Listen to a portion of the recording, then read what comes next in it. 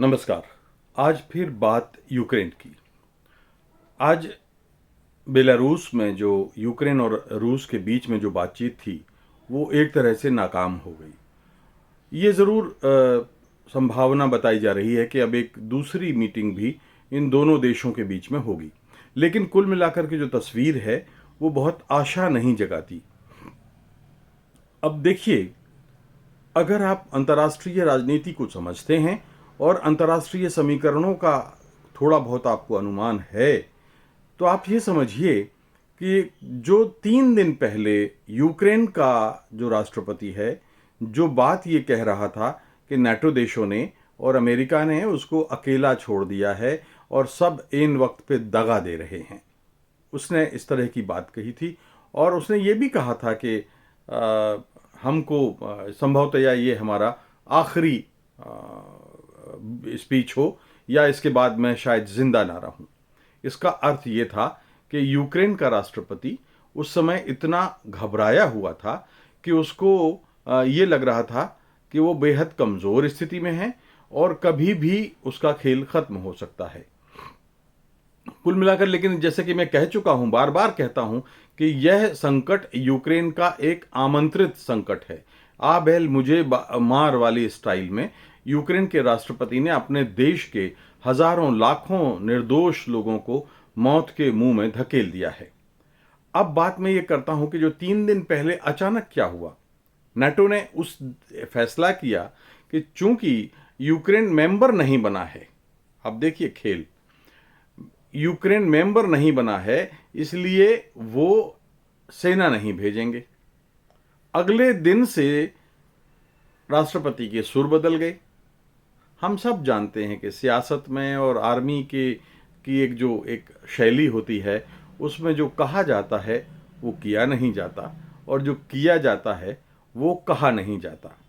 उसी दिन यूक्रेन का राष्ट्रपति अपने नागरिकों को हथियार बांटता है। अब मैं अगर इस पर यह शंका करूं कि यूक्रेन के नागरिकों को, अगर मुझसे कहा जाए कि आप एक AK-47 राइफल चला के दिखाइए, तो शायद मैं तो नहीं चला सकता। अगर मुझसे कहा जाए कि आप 303 चलाइए, मैं नहीं चला सकता। शायद .22 भी अब ना चला पाऊँ। कभी NCC के ज़माने में चलाई होगी तो याद होगी, माउजर भी चलाई थी, लेकिन आज नहीं चला सकता।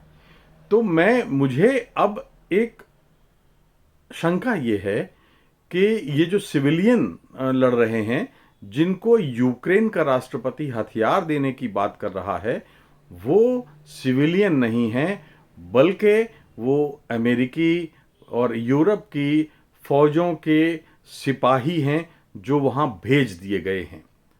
जैसे ही उनको भेजा गया, अगले दिन से यूक्रेन की सड़कों पर संघर्ष तेज हो गया और रूस को युद्ध में थोड़ा मुश्किल आने लगी। ये एक अजीब सी बात है। चूंकि नेटो देश नहीं होने के कारण नेटो की सेना नहीं जा सकती थी, इसलिए अब ये खामोशी के साथ यूरोप के देशों ने और पश्चिम के अमेरिका ने ये बात चुपचाप, मतलब मुझे तो पूरा यकीन है, कोई माने या ना माने, कि अब वहां जो सैनिक लड़ रहे हैं उसमें यूक्रेन का साथ देने के लिए यूरोप के देशों के सैनिक भी आ चुके हैं। और इसीलिए आज यूक्रेन ने यूरोपीय यूनियन से अपनी मेंबरशिप देने की बात कही है।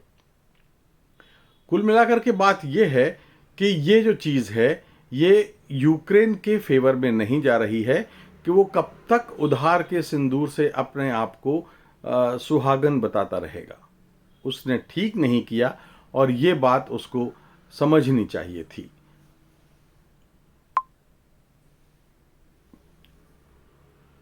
मित्रों, आज की बात में ये खास बात इतना ही मैं बताना चाहता था।